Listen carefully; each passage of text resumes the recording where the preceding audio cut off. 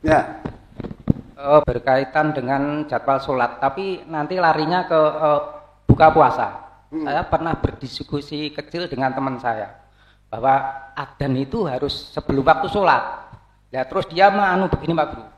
Loh, nek sebelum waktu sholat, lah kowe nek pas poso piye? Lho posomu batal no. Nek pas maghrib no. Terus begini Pak Guru. Terus saya menyampaikan ayat bahwa puasa itu nyampe malam, tapi di sisi lain yaitu pada maghrib malah puasanya harus dibatalkan dulu loh Mas. Begini Pak Guru. Terus bagaimana tata cara berbuka puasa menurut Al-Quran Pak Guru? Terima kasih. Ya. Sekarang saya tanya, ketika puasanya dibatalkan itu batal nggak? Waktu pas Idul Fitri itu saya ada tamu, ya anak-anak remaja, sudah keluarga sih, datang ke tempat saya. Dari kampungnya itu ke perumahan saya gitu. Terus saya tanya sambil gojekan ini, Dik, kamu waktu bulan puasa itu pas waktu maghrib puasamu batal kan enggak? Loh batal pe, ya, dia bilang mantep ini loh. Loh, dibatal, lah puasa batal enggak? Ya batal. Berarti mantap sekali gitu. Loh, terus saya kan sambil berkelakar, berarti kamu nggak pernah berpuasa. Loh, kok bisa begitu? Coba tak ulangi lagi ya. Waktu Ramadan kan kamu berpuasa, ya. Waktu maghrib puasamu batalkan. Oh iya, harus dibatalkan. Yang nyuruh siapa? Pak Ustadz, dia bilang gitu. Lah batal nggak? Batal. Ini mantap itu. Lah, nek batal ini berarti kan kamu nggak pernah berpuasa, saya bilang. Dia tambah bingung lagi. Sekarang gini, tak kayak contoh. Kemarin kan kamu ngebel saya, Pak, saya besok mau silaturahmi jam 9, Bapak ada di rumah ada. Terus misalnya tadi jam 6 pagi jangan telepon. Pak, ini saya batalkan karena saya ada acara. Kamu kesini nggak? Ya enggak, kan dibatalkan. Contoh lain, jangan beli mobil, harganya 200 juta, wis di EDP 20 juta. Terus buat batalkan mobilnya boleh dibawa nggak? Oh juga boleh lah. Terus saya itu duitnya boleh, loh ini gimana ini? Kayak bingung itu. Nek namanya dibatalkan kan berarti sama dengan kamu itu tidak berpuasa. Nek kowe tuku mobil buat batalkan sama dengan kamu itu tidak beli mobil. Ayatnya itu cuma timu siyama ilal lail. Ini loh. Cuma timu siyama ilal. Kemudian sempurnakan puasamu sampai malam. Sedangkan maghrib itu baru permulaan malam. Jangan lihat surat 11 114.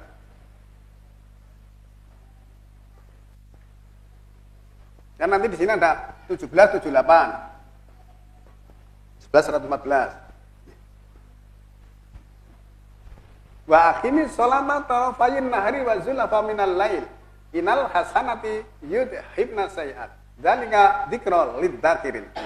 Didirikan salat pada dua ujung siang atau dua tepi siang dan pada permulaan malam. Sesungguhnya kebaikan akan melenyapkan kejahatan. Itulah pemikiran atau peringatan bagi yang mau memikirkan. Nah, ini ada 3. Wa aqimis sholata tarafayn nahari wa zulafa minal lail. Didirikan salat pada dua tepi siang dan permulaan dari malam. Misalnya ini bumi tak gambar bulat ini. Tepis yang pertama itu di sini. Tepis yang kedua di sini. Permulaan dari malam adalah ini. Misalnya ini jam 18 ya. Di sini tepis yang pertama duha ya. Nah, menurut ayat berarti duha kan wajib kan? Nah, iya toh, tepis yang pertama kok. Tepis yang kedua itu asar. Terus sini permulaan malam maghrib. Maghrib ini baru permulaan dari malam. Padahal ayatnya tadi, summa atimu siyama ilal lail. Setelah terbit fajar, maka sempurnakan puasamu sampai malam. Bukan sampai permulaan malam. Ya. Nah, apalagi mbok batalke yo tenan malah ra sida poso. Ya. Nah, oleh karena tidak pernah dibahas, kita tidak tahu. Saya itu pernah menjelaskan ada seorang teman juga sih, dia guru SMA ya. Yang satu ya mengusahakan. Tak jelaskan yang hanya tadi itu. Dia itu betul-betul langsung nangis itu. Wah gimana nih saya? Wah saya tak batalkan 52 tahun. Loh yang batalkan sama Pak? Ya saya sendiri. Oh, dia bilang gitu. Betul-betul nangis itu. Ya sudah itu nggak usah ditangis, itu nggak akan kembali. Yang kesana aja nanti baru diperhitungkan itu. Ini kan maka kita harus cermat. Nah setelah maghrib itu baru ada namanya waktu safak. Safak kan orang tua kita nyebutnya sandi olo, pernah dengar? Nah, cahaya merah. Nah, jangan lihat di sini. 84 ayat 16 dan 17. Kita lihat dulu. Ini jam 12 siang, ini jam 00 ya. Ini barat, ini timur. Fala uqsimu bisafaq. Maka aku tidak bersumpah dengan safaq. Safaq itu waktu senja, cahaya merah di barat. Walaili wa ma wasaq, dan malam ketika digelapkan. Nah, di sini ada safaq ya. Kan berarti pada saat waktu maghrib itu masih ada cahaya merah. Permulaan malam berarti masih di depan pintu. Ya, masih di depan pintu. Kalau nanti sudah sholat, sudah zikir, berarti sudah masuk ke dalamnya. Berarti sudah masuk bilangan malam. Nah terus kemudian muncul gelap malam, maka masuk sholat isya di sini. Akimi sholata li duluki samsi ila ghasaqil laili wa Qur'an al-fajr. Ini. Inna Qur'an al-fajr kana mashuda. Nah, gelap malam itu berarti masuk sholat isya di sini. Terbit fajar berarti di sini. Nanti orang kan, dalam Al-Quran kan sholat itu nggak ada loh. Ini tadi sholat. Hakim sholat tadi dirikanlah sholat. Pada itu matahari condong itu berarti duhur. Matahari condong itu di ekuator ya. Tanggal 21 Maret atau 22 September. Pada saat 21 Maret tahun 2005 saya ke Pontianak di ekuator itu. Tanggal 22 September kemarin tahun 2019 saya juga di Pontianak. Nah, pada saat matahari pada titik kulminasi, maka seluruh benda-benda tidak ada bayangan. Seluruh telur-telur yang diberdirikan itu berdiri semua karena tertarik dengan gravitasi yang sangat kuat. Ya. Nah, di sini tadi akimi sholata li duluki samsi, matahari tergelincir. Nah, di sana 21 Maret itu titik kulminasinya pada jam 11:50. Nah, setelah lebih 1 menit, jam 11:51, ternyata bayangan kita sudah kelihatan, maka di situ ada wajib sholat duhur, maksudnya gitu. Nah, ini di Pontianak. Nah, kalau ditarik ke Solo, selisihnya 5 menit. Maka di sini 11:46. Duhur kita, duhurnya jam 11:46. Lah nek seperti tadi Mas Budi, adanya pas waktu sholat, mesti sholat itu terlambat toh. Jenengan udah waktunya sholat itu ditunda-tunda termasuk dianggap kafir surat 954. Sudah sampai tempatnya masih malas-malasan termasuk munafik surat 41-2. Nah, di dalam 403, inna sholata kanat alal mu'minina kitaban mauquta. Sholat atas orang-orang mukmin adalah waktu yang telah ditetapkan, berarti sholat harus tepat waktu. Dan pas waktu di sholat agak adan ya mesti, apalagi imamnya tokonya telat. Ya itu setiap hari kan telat terus. Nah, telat terus menerus nek ra munafik ya kafir tadi. Kafir di situ tidak sama dengan non muslim ya. Nek dengan sengaja disebut fasik. Nah, orang fasik itu masuk surga enggak? Orang munafik? Ya di neraka paling bawah surat 4145. Gimana? Nah, kita harus cermat itu. Kalau enggak, wah. Nanti sia-sia kita ngerjakan tiap hari, tapi ternyata, wah, kok begitu? Nah, saya yang mengatakan badannya begini kok. Gitu ya, Mas Budi, bisa tinggal ya? Ya, boleh. Maaf, mohon bertanya lagi Pak Guru. Nah. Kaitannya dengan bulan Ramadan. Dulu kan saya mendapat pembelajaran bahwa bulan Ramadan itu bulan penuh ampunan. Bahkan ada tahapan-tahapan, pekan pertama, pekan kedua, pekan ketiga, pekan keempat. Yang terakhir itu pekan pembebasan, kalau nggak salah loh, pembebasan api neraka apa gimana? Itu pinana yang ketiga. Iya, yang ketiga. Nah, terus terang itu keterangan itu mohon maaf ini, keterangan itu selain ayat. Dan pekan-pekan yang paling terakhir itu terutama pekan ganjil. Hari-hari yang ganjil itu katanya penuh dengan pahala, yaitu kaitannya dengan Lailatul Qadar. Nah, Bagaimana kaitannya Lailatul Qadar itu dengan kalau dikolerasikan dengan atau Al-Qur'an itu menjawab tentang penjelasan Al-Qur'an itu mengenai Lailatul Qadar, Pak Guru. Terima kasih. Kan itu Lailatul Qadri khairum min alfi syahrin. Lailatul Qadar lebih baik dari 1000 bulan. Sebenarnya Lailatul Qadar itu tidak ada hubungan dengan pahala. Hubungannya dengan astronomi juga. Ya. Lailatul Qadar itu pada saat Sidratul Muntaha lurus dengan bumi setantang dengan matahari. Pada saat itu persis tanggal 17 Ramadan. Tetapi ternyata setelah bergeser terus setiap tahun itu bergesernya 15 derajat terus saja. Ya. Baru nanti pada suatu ketika kembali lagi ke 17 Ramadan. Tapi waktu yang lama. Terus saya kan punya datanya tentang Lailatul Qadar. Ya. Nah, kalau hanya begitu nanti kan kita hanya ngikuti tapi tidak jelas sumbernya. Penuh ampunan. Ampunan itu kita harus mohon ampunan. Nah, kalau kita nggak mohon ampun maksud diampuni. Jangan misalnya butuh nggak minta teko menengahi tok ya ora dikei apa-apa. Kita harus mohon, Allah itu Maha Pengampun dan Maha Penyayang, tapi harus mohon ampun. Coba kita lihat surat ketiga 135. Walladzina idza fa'alu fakhisatan aw dzalamu anfusahum dzakarullaha wastaghfaru li dzunubihim. Wa may yaghfiru dzunuba illa Allah. Wa lam yusiru ala ma fa'alu wa hum ya'lamun.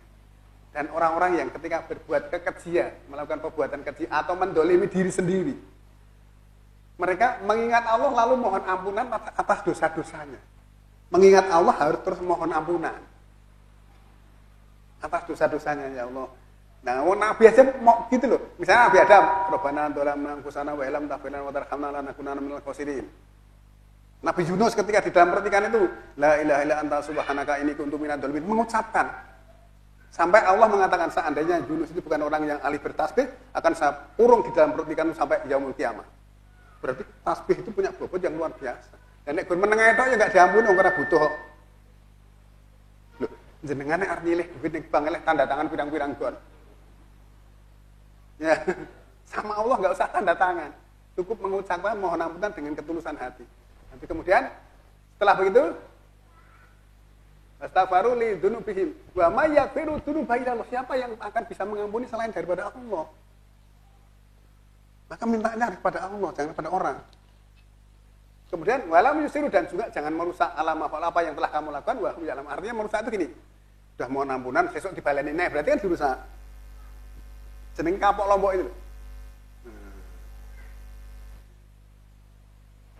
Kapok lombok sekarang pedesen gebres-gebres sesuk njaluk sambel meneh.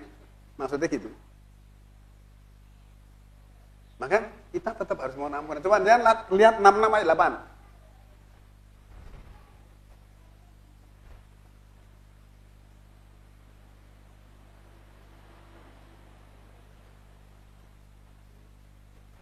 Ini baca ayatnya.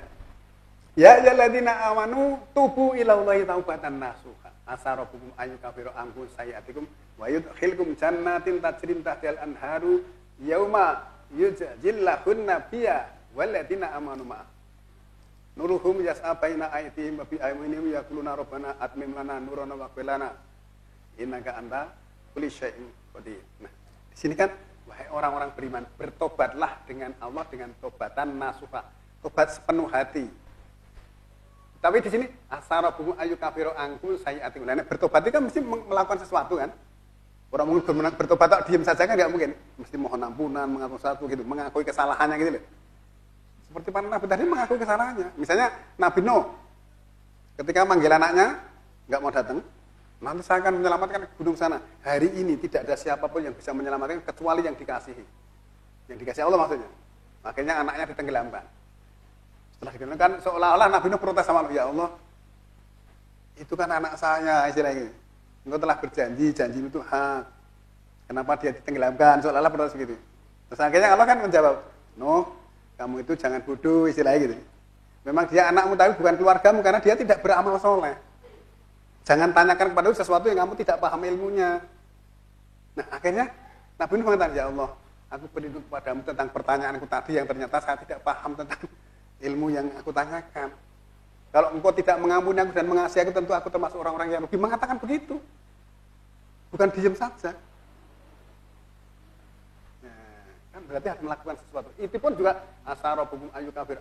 Mudah-mudahan Tuhanmu itu menghapuskan dari kamu kejahatan-kejahatanmu dan kemudian memasukkan kamu dalam jana. Mudah-mudahan itu tidak pasti. Padahal kita melakukan sesuatu. Ya, ini ayatnya panjang. Bisa garis bawahi ini tadi. Maka kita harus melakukan sesuatu itu berbuat, mengatakan. Jenengan misalnya ya, anaknya sekolah, di salaman. Cek mlebu metu, jane ngenteni sangu. Nah, orang nembung lagi beneran apa orang butuh kali ini. Wong aku jane pas rantai duit beneran ora nembung kan. Kita harus berbuat sesuatu. Coba lihat satu lagi 39, 53, 54.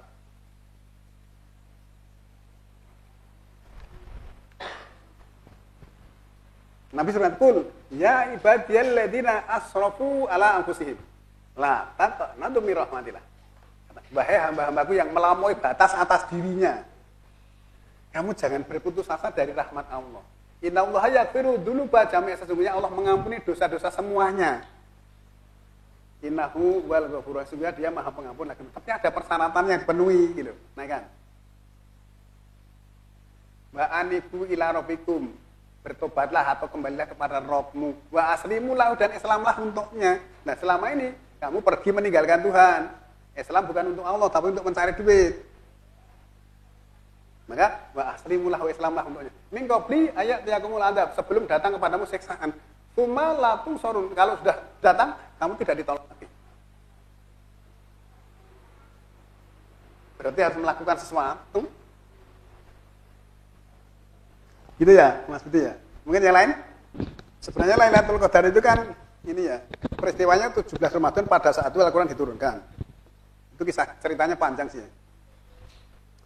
Terus kan ada orang punya pemahaman bahwa kalau Lailatul Qadar lebih baik dari 1000 bulan. 1000 bulan dihitung kan sekitar 83 tahun. Itu nanti dihubungkan dengan pahala. Sebenarnya enggak pahala. Artinya Sidratil Muntaha itu di mana dulu Adam diturunkan, di mana Nabi Ibrahim dimi'rajkan ke sana, Nabi Nuh juga ke sana, Muhammad juga mi'raj ke sana. Ya. Terus kemudian pada saat itu lurus dengan bumi setentang dengan matahari gitu. Nah, pada saat Lailatul Qadar itu suasananya itu, cuacanya itu sangat cerah banget itu. Itu sebenarnya berulang setiap setahun sekali itu 370 hari menurut perhitungannya. Nah, saya katakan tadi karena bergeser 15 hari itu tidak selalu tepat 17 Ramadan. Ya, kadang-kadang mundur. Tapi orang kan rumah sana Ramadan kabeh. Nah, itu menurut pemahaman kami begitu. Karena itu perhitungan secara astronomi. 83 tahun itu adalah Jupiter dan Saturnus itu kalau terjadi double transit, misalnya di sini ada matahari, bumi ya, Merkuri, Venus, bumi ya. Terus setelah bumi ya Mars, terus ada Jupiter, Saturnus. Para ahli itu menghitung, saya juga nggak tahu ya. Jupiter itu besarnya 311 kali besar bumi. Saturnus 95 kali besar bumi. Nah itu bareng jejer gini, berarti matahari kan mengeluarkan kekuatan radiasinya itu 95 plus 318. Berapa itu? 413 kali besar bumi. Nah, bumi ini para ahli astronomi menghitung beratnya 600 triliun ton.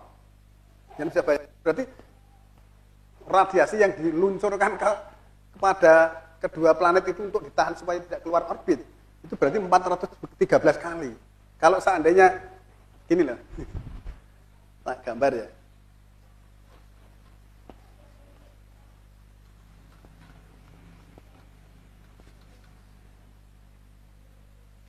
Ini matahari, Merkuri, Venus, bumi. Terus Mars ada Jupiter agak gede, Saturnus, Jupiter agak gede terus Saturnus ya, Saturnus di bawahnya.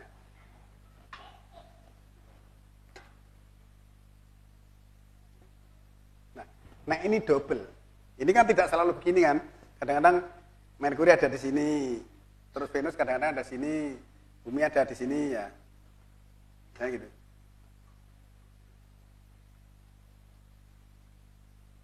Kan kalau utaranya itu kan positif, positif, negatif maksud saya, selatannya positif. Matahari kebalikannya. Sini negatif, sini positif. Berarti tarik-menarik, praktis. Nah, ada garis ini, orbit. Jangan bisa bayangkan 318 kali bumi 95 kali besar bumi jumlahnya itu jumlah 413 ya. Bumi kita ini katanya para ahli ngitungnya beratnya 600 triliun ton. Berarti kan 600 triliun ton kali 413 untuk menahan dua planet itu supaya tidak lepas dari garis orbit lah. Dua ini berjejer seperti itu terjadi setiap 1000 bulan. Maksudnya gitu. Ini beredar 7 kali, ini 3 kali, nanti jejer. Nah, pada saat jejer itu pas bumi lewat, misalnya ini ya, radiasi positif ke sini, kepada planet ini. Terus dilelah bumi pas lewat sini. Otomatis yang positif ini kan menimpa sini. Di sini negatif, positif. Otomatis positif dengan negatif akan tarik-menarik. Otomatis nanti di bumi belahan utara sana itu akan terjadi satu goncangan yang sangat dahsyat. Maka panjenengan melihat surat 69 ayat 6 dan 7. Pada waktu zaman Nabi Hud terjadi angin puting beliung sama 7 malam 8 hari terus menerus. Nah, ya toh, selama dia masih berjalan itu kan masih terkena radiasi terus. Saya gini, angin puting beliung kok 7 malam 8 hari terus menerus itu kan orangnya mesti hancur semua kan? Contohnya seperti itu. Nah, sehingga di sini 1000 bulan itu terjadi double transit antara Jupiter dan Saturnus tadi. Bukan pahala, menurut perhitungan saya loh ya. Nah, jangan pengen pahala ya monggo lah. Masing-masing punya pemahaman sendiri-sendiri. Tapi secara astronomi begitu. Nah, ketika Sidratul Muntaha itu kan yang di atas itu lurus dengan bumi akan terjadi sangat besar, tapi saking jauhnya terjadi satu penyebaran radiasi yang sangat akan bermanfaat bagi planet-planet di bawahnya. Pengertiannya gitu. Gitu ya. Oke, monggo Pak Arta.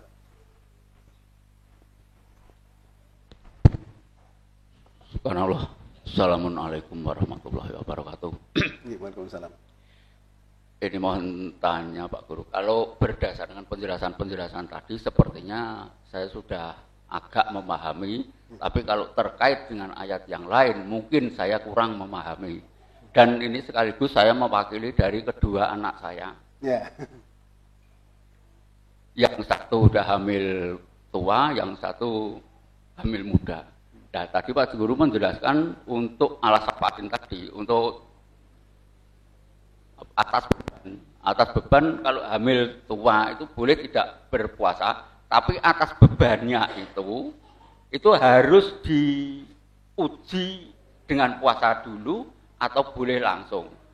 Tapi yang satu yang hamil muda itu teler Pak Guru. Kadang-kadang mual-mual, ya enggak kadang-kadang enggak. Setiap hari entah itu pagi entah sore itu rasanya mual. Nah, itu nanti mohon penjelasan itu. Dan selain itu, kalau tadi penjelasannya Pak Guru tadi, kalau saya kaitkan dengan ayat yang lain, khususnya untuk surat Taubah ayat 37, itu kan mengundurkan pengunduran penanggalan. Itu berdasarkan tadi yang disampaikan Pak Guru untuk tahun depan, itu kan Ramadan tanggal 2 April. Nah, berarti kan maju 3 April. 3 April berarti kan maju 10 hari. 10 hari ya.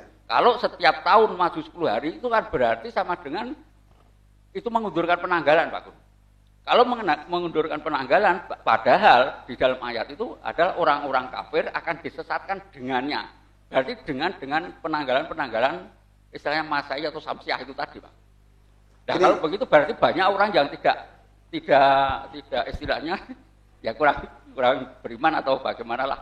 Seperti itu Pak Guru. Kalau tidak kembali pada Hijriah atau Komariah. Bisa dibilang seperti itu Pak Guru. Ya. Terima kasih sementara seperti itu dulu. Tadi yang hamil tadi. Memang kalau ada yang kuat, ada yang sering muntah-muntah. Itu orang tua kita nyebutnya gawan bayi. Ya. Tetapi itu memang harus diuji dulu. Tadi yang surat kedua 184 tadi kan. Wala ladina yutikunahu fidyatun ta'amu miskin. Dan atas orang-orang yang menguatkan diri padanya. Menguatkan ini dipaksa dulu dikuatkan. Ben, saya dikuatkan ternyata lebih baik. Anta sumu khairul lakum in kuntum ta'lamun tadi. Nah, dikuatkan ternyata enggak kuatan aja sudah. Gitu loh maksudnya. Itu nanti kan sampai melahirkan masih menyusui, itu berarti kan mendingan fidyah maksudnya gitu. Nah, nanti ganti kan 1 bulan, kapan gantinya? Lah ini kan sampai menyusui kan? Menyusui kan menurut Al-Quran kan surat 31 15 kan 14-15 itu kan fisol, jadi fisolu fi ama ini 2 tahun am. Kan berarti lama kan? Ya, lebih baik bayar fidyah kalau memang tidak kuat. Tapi nek kuat enggak masalah. Enggak kuat, nek kuat enggak masalah. Kan dulu istri saya waktu hamil itu juga puasa sampai selesai, kuat enggak masalah. Maka menguatkan diri padanya itu lebih baik. Ya. Itu ya. Kalau mengusulkan penanggalan tadi memang iya. 936 kan inna idada suri indallahi isna asara sahron fi kitabillah yauma khalaqas samawati wal arda minha arba'atun hurum. Dalika dinul qayyim dan seterusnya. 937 itu mengundurkan sistem penanggalan adalah penambah kekafiran. Artinya gini tuh. 1 tahun Komariah itu kan 355 hari. Tapi tahun Samsiah itu kan 365 hari 6 jam. Nah, kalau tahun Komariah itu kan dasarnya surat 10 ayat 5 tadi kan waladi ja'ala samsa dian wal qamaron nuron wa qadarahu manazila li ta'lamu adada sinina wal hisab. Dialah yang menjadikan matahari sebagai sumber penerangan tahun dian itu artinya menyala. Punya nyala sendiri. Wa qamaron nuron dan bulan itu bercahaya, memantulkan cahaya dari matahari. Wa qadarahu manazila dia tentukan pada hunya kembali kepada qamar, manazila itu garis edar atau garis turun. Untuk mengetahui bilangan tahun dan perhitungan, berarti bilangan tahun perhitungan dasarnya adalah peredaran bulan mengitari bumi. Mengitari gitu. Tetapi kalau ini 365 hari bukan begitu. Itu dasarnya ini pergeseran waktu itu. Misalnya ini utara, ini selatan.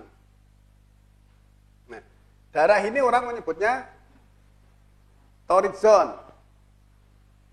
Daerah ini orang menyebutnya frigid zone.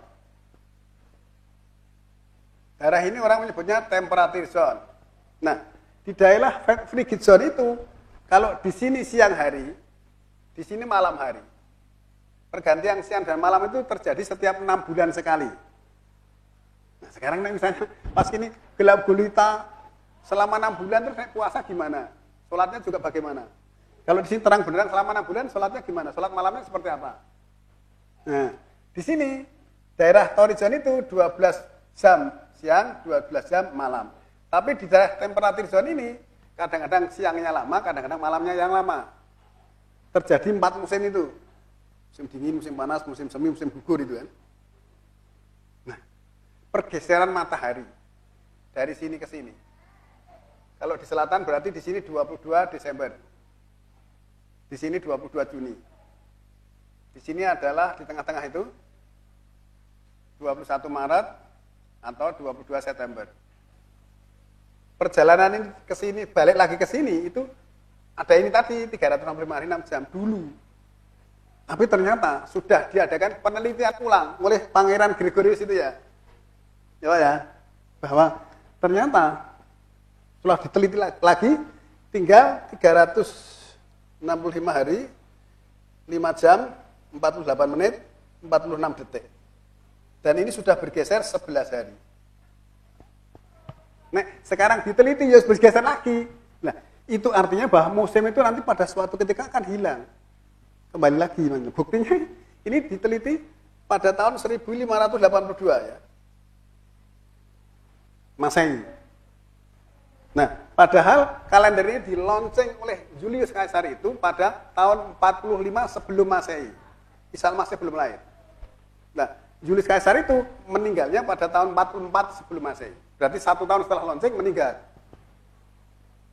Kan mundur kan, tahun itu kan mundur. Terus akhirnya 0. Dan 0 itulah Isa al-Masih dilahirkan. Artinya gitu. Nah, jenengan nggak percaya. Di sini penelitian dilakukan pada tanggal 4 bulan Oktober tahun 1582.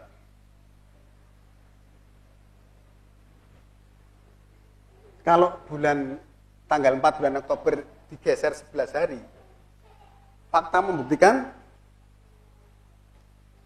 Presiden Amerika yang namanya siapa itu? George Washington ya. Lahirnya itu semula 11 Februari 1731. Setelah ada perubahan dari Pangeran Gregorius tadi menjadi 22 Februari 1731. Berarti bergeser 11 hari kan? Nah, praktis tanggal 4 Oktober ini kan bergeser menjadi tanggal 15 Oktober, Pak. 1582. Jangan silahkan cari kalender tanggal 5, 6, 7 sampai 14 mesti tidak ada. Tahun 1582 loh ya. Mesti tidak ada karena mundur 11 hari. Itu sejarah yang bilang begitu. Si guru sejarah milih ngerti. Ya urung karuan dik ya. Ya, faktanya begitu. Ya, maka kita harus betul-betul cermat. Al-Quran sudah memberikan sinyal-sinyal pemberitahuan. Tapi kalau kita tidak pernah memikirkan dan tidak mengadakan penelitian, kita nggak tahu. Gitu.